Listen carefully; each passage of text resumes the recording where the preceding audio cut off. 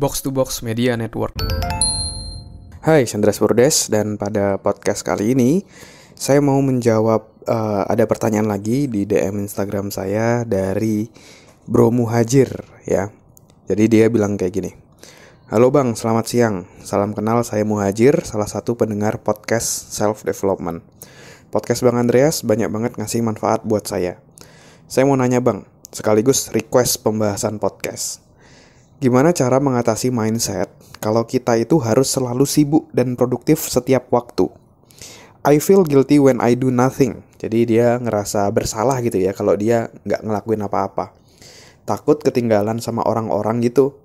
Jadinya semua kegiatan tuh pengen diikutin sampai akhirnya over dan insight-nya malah nggak maksimal. Mohon solusinya Bang. Oke, jadi saya mau jawab terkait bagaimana mengatasi perasaan bersalah kalau kita tidak sibuk kayak gitu ya. Mungkin teman-teman yang dengerin ini juga mungkin pernah merasakan hal yang sama gitu ya. Apalagi buat teman-teman yang mungkin agak sedikit ambisius untuk mencapai goalnya, itu ada rasa bersalah kalau nggak menggunakan waktunya untuk menjadi produktif gitu. Nah, saya pun juga merasakan hal yang sama. Saya juga pernah mengalami hal yang sama. Perasaan bersalah kalau nggak produktif, bahkan sampai akhirnya ketika weekend pun kadang juga sambil kerja gitu ya. Dulu beberapa tahun lalu ketika saya kerja di Jakarta Barat di Puri, itu bahkan weekend saya sempat datang juga tuh ke kantor inisiatif sendiri untuk nyicil kerjaan. Nah, bahkan sampai segitunya gitu ya. Nah, kalau saya coba reflect gitu ya, kenapa kok seperti itu? Salah satunya bisa jadi karena didikan atau contoh role model ketika saya masih kecil. Jadi ketika saya masih kecil, ketika saya kelas 3 SD, waktu ibu saya menjadi single parent saat itu saya melihat bahwa ibu saya tuh kerja keras banget gitu ya untuk menafkahi kedua anaknya. Karena waktu itu bapak saya udah almarhum gitu. Dan dengan melihat contoh seperti itu, saya merasa bahwa ternyata hidup itu harus kerja keras, hidup itu harus totalitas. Bahkan ibu saya ketika weekend pun masih tetap prospek orang asuransi gitu ya. Jadi beliau itu kerja menjadi perawat dari pagi sampai sore di weekdays, lalu malamnya itu asuransi, dan di weekendnya itu juga prospek asuransi. Dan itu membuat mindset di saya bahwa kita harus kerja keras, totalitas. Dan ketika saya santai-santai, itu saya merasa bersalah gitu karena melihat contohnya seperti itu. Dan satu lagi adalah karena dari kakak saya. Jadi kakak saya itu adalah orang yang sangat kompetitif. Jadi dari kecil saya udah berkompetisi dari hal kecil ya. Jadi di waktu dulu saya di Bontang itu ruang tengahnya cukup gede, ruang tengah rumah cukup gede. Dan itu ketika siang hari, ketika udah pulang sekolah, semua kita sering tanding bola. Dan itu kompetitifnya cukup tinggi banget gitu ya. Ada tetangga datang tanding, terus ada apa yang diperebutkan. Memang hanya main-main, tapi sebagai anak kecil saya merasa menumbuhkan rasa kompetitif gitu ya dalam diri saya. Saya harus bisa unggul dari yang lain dan lain-lainnya.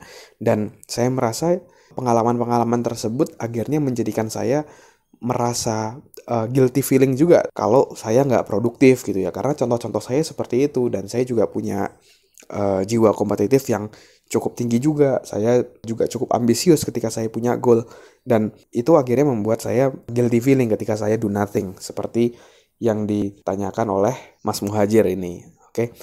Nah, lalu gimana caranya untuk bisa mengatasi perasaan ini? Tentunya kita juga pasti nggak enak kan kalau misalnya kita padahal niatnya do nothing itu buat istirahat ya gitu. Tapi kita jadi ngerasa bersalah. Padahal ketika kita do nothing itu kita juga bisa istirahat, kita bisa refresh, kita bisa dapat inspirasi baru, kita bisa refleksi ke dalam diri kita.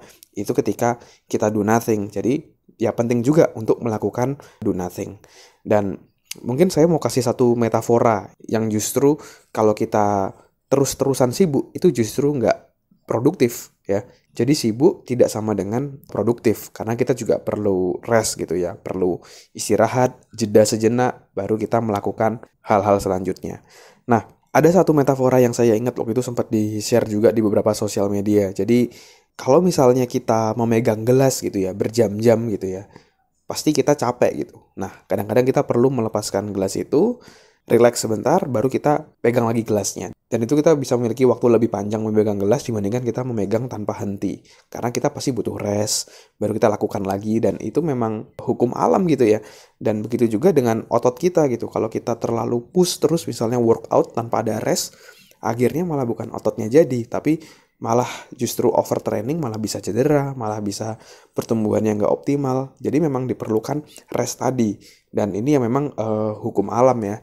Jadi ada siang, ada malam, ada waktu kerja, ada waktu istirahat. Nah, kita juga harus mengikuti ya ritme hukum alam yang ada saat ini.